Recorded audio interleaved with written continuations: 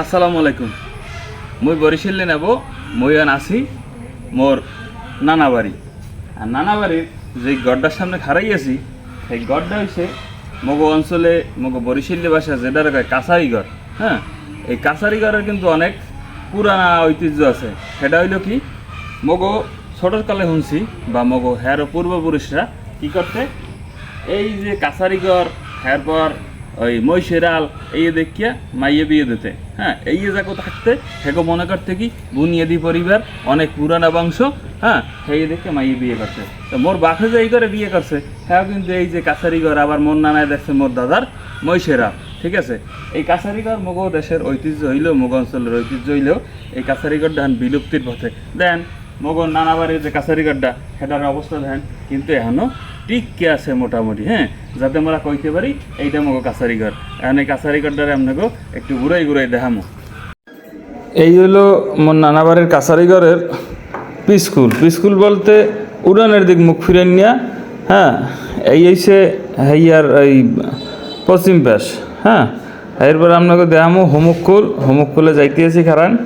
হ্যাঁ, এই কাছারি ঘরটা আসলে এক সময় এই মানে নারাকুডা, তারপর গোলপাতা, তারপর ওই যে মাটির দিয়ে বানাইতে যে চারা।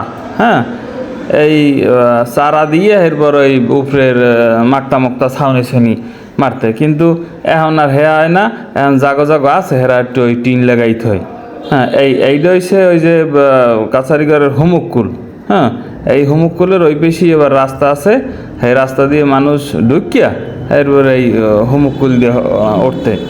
ঠিক আছে, এই কাছারি ঘরে যদি একসময় কোনো মেহমান আইতে ঘরে, হ্যাঁ, এরপর জাগির ওই যে লজিং জাগো রাখতে।